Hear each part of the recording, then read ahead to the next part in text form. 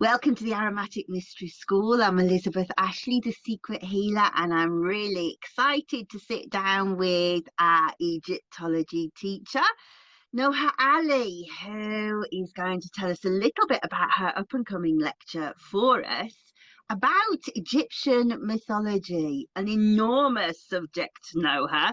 So it's lovely to see you. How are you? I'm fine. How are you, my darling? I'm Happy to really see well, you thank again. you.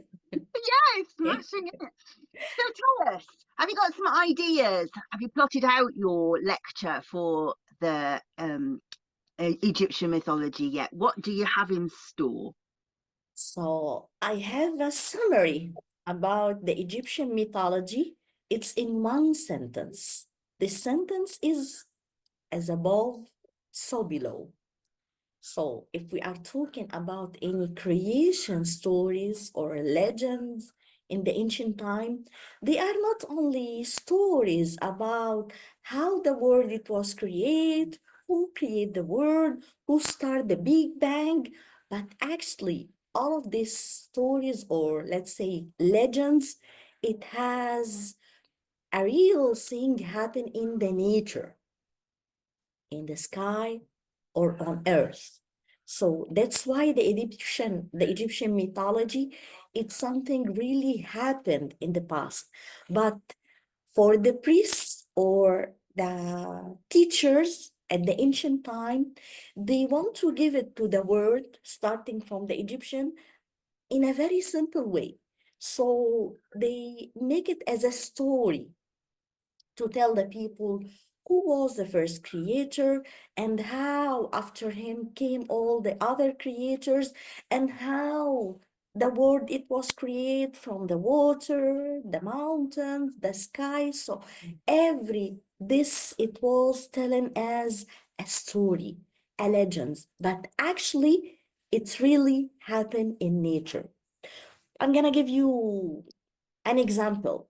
So if we are talking about the creation of Osiris, his lovely wife Isis, and the love story between them, and Set, the bad brother, all of this happened in the nature, happened in the sky, and it was like a translation of what really happened in the sky, because the ancient Egyptian, they consider Egypt as a mirror of the sky, a reflection of the sky.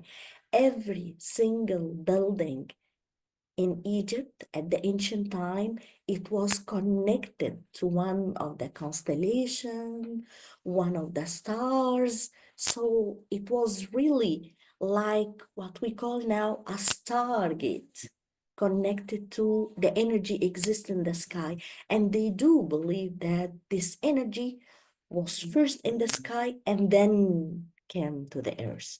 And that's why they want to be connected all the time with what exists in the sky.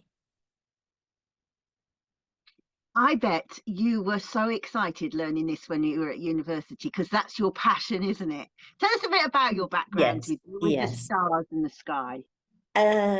Actually, I didn't learn that in the university, because when I was studying my Egyptology, it was about what is really written in the books, about the real story, about how to explain the temples, how to do any commentary about the temples, how it was built, who built it. But after a couple of years, I told myself, this is not me.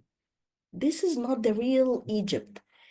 It's not about telling the people stories that they can read it in a book or see it in a documentary.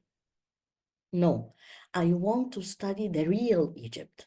I want to know about how it was created, how the people felt at the ancient time, to translate it to the people who are visiting Egypt now. You can read thousands of books about Egypt, but to be in the place, to feel the place as the ancient Egyptian felt it, it's completely different. And that's why I want to study it as the ancient Egyptian did at the ancient time. because they had a lot of secrets. They didn't tell the secrets for everybody. So all the ancient Egyptian civilization, it was based on research. Dig it, go deep.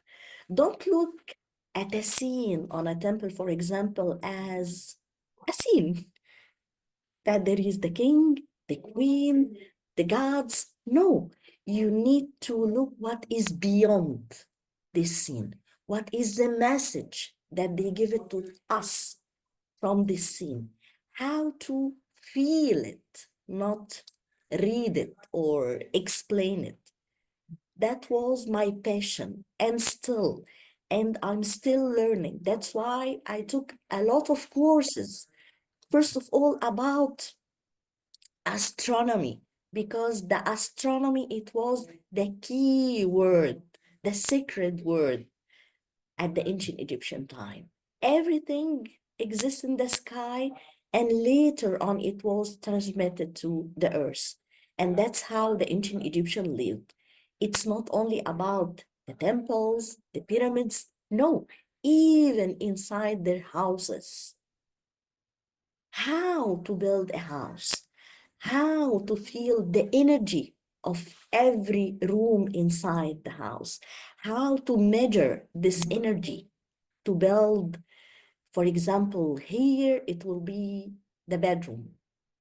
Here it will be the living area. So they measure the energy, and when they have a huge amount of positive energy, they make from this area, for example, the living area, to have love, to surround the people who live inside the house.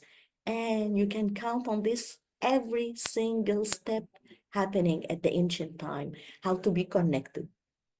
Mythology, it was a part of that. Astronomy, it was the biggest part of that. And that's why in all the temples, even the tombs, the ceiling of the temple or the ceiling of the tomb, it's a reflection of the sky. To live in the same feelings, to be below the sky, to be guarded from the sky and the energy lived in the sky. I could listen to you for hours upon hours upon hours. And I want to ask you to tell people a little bit about your tours company, because I think when they've just heard you talking about that, they'll be, I really want to be in a temple with Noha looking at a ceiling. So tell them a little bit about it, because give some context to who you are as a teacher. Actually, when I visit a temple, I don't visit it in the classic way. First of all, I have some shards. So these shards, it's very much belong to the spiritual kind of guidance. For example, when we see a statue of an animal, I have it in a shard that explain why we have this animal. Why did the ancient Egyptian choose this animal to be put inside this temple? When I explain the ceiling, I explain it as the sky, what we see in the sky and what exists from the sky on this ceiling. Every single star, for example, inside a ceiling or in a ceiling, it's not a normal star. It has another meaning. It has another kind of vibes that was transmit to the ceiling of the temple.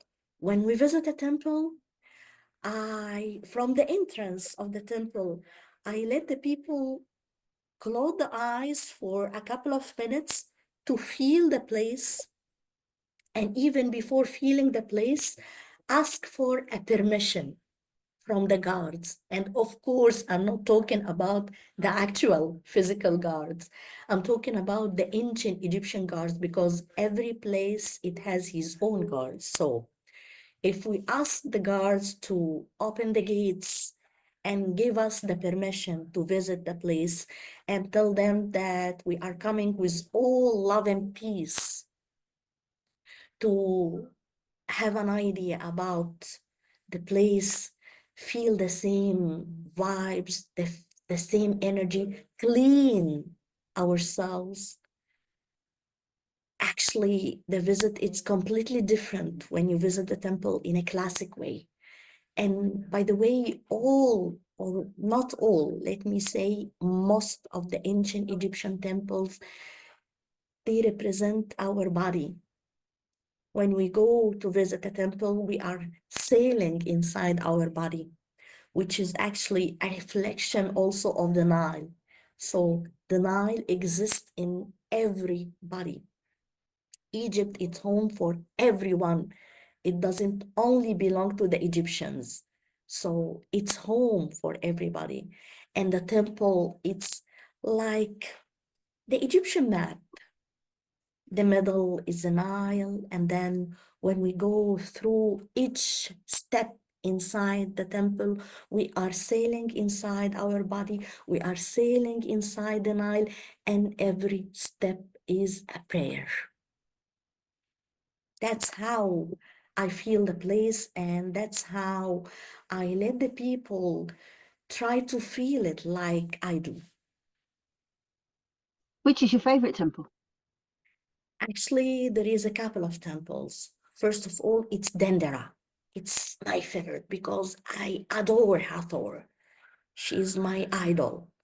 The second one is Luxor Temple, which is a reflection of really our body. Every single part inside this temple represent one organ inside our body. And the third one is Komombo.